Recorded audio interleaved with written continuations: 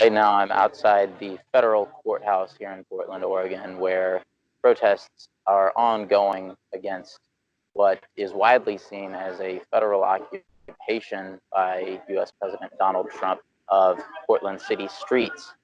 As soon as it gets dark, that's when things change.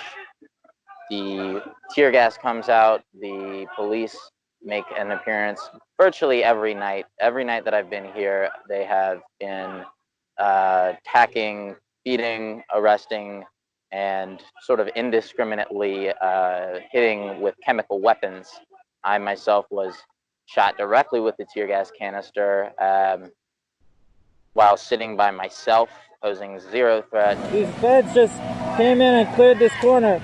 I was standing right there to the left, and they shot me with some kind of canister, fucked my hand up. I think my finger might have been broken.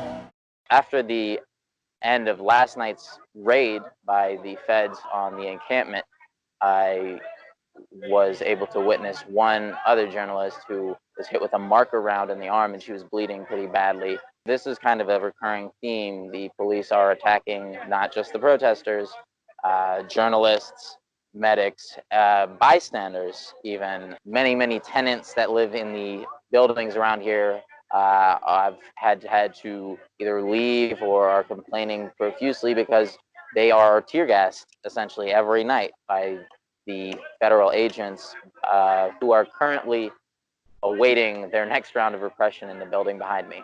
4 days ago, the Portland City Council specifically banned the Portland Police Bureau from cooperating with the federal agents. As we can see, that has had very little effect. It's had almost the same effect as the injunction banning the feds from targeting journalists. So yes, we're not seeing the Portland police play a leading role in the brutality usually. They are more there as auxiliaries, as stand-ins. The feds will gas an area and then the Portland and take it, and then they will leave in a cloud of tear gas, as is now become their custom. And then the Portland Police Bureau will come and take that ground for them. Get back! Get back! Get back! Get back! So protesters are one demand, and it's extremely clear what that is. They want these federal agents gone. They want them out of their city, out of this courthouse, gone, period. There are a number of other demands,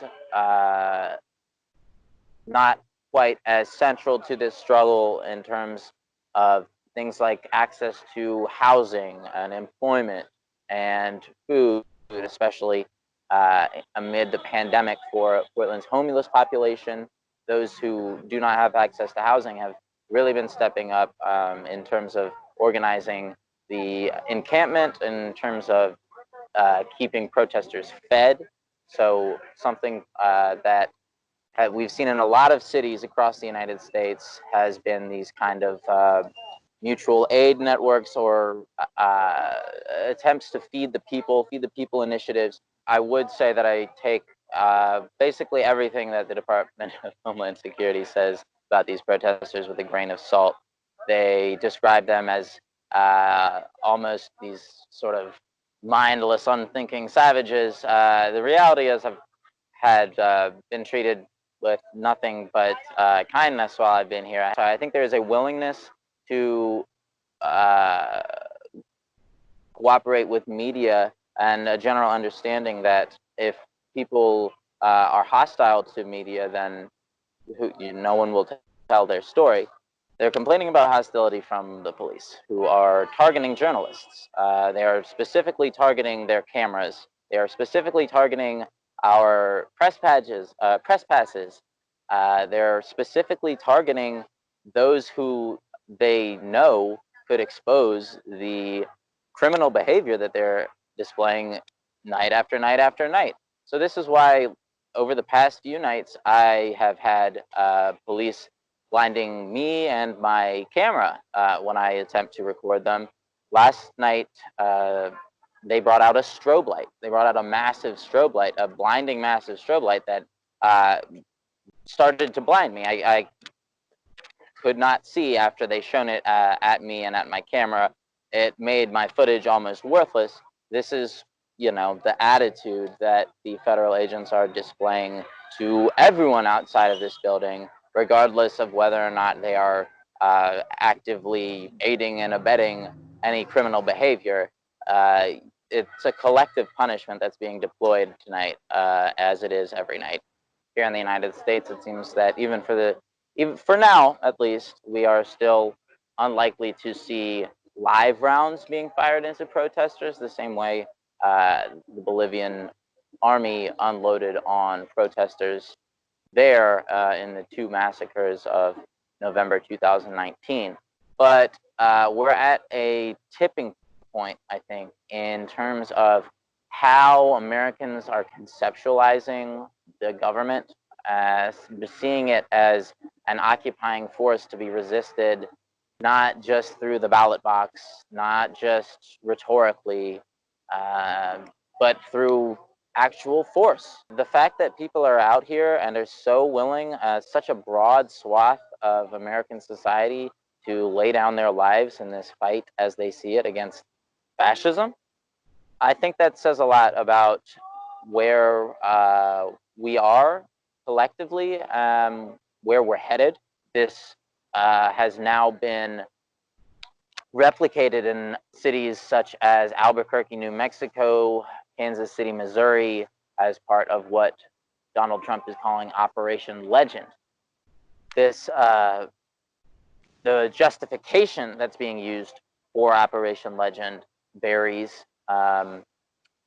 It's in many cases something to do with crime, not just a sort of a generic crime justification is given.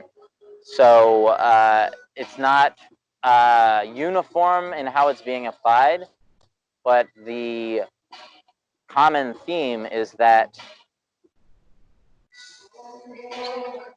Donald Trump is able to control effectively what and dictate effectively what happens on a ground level.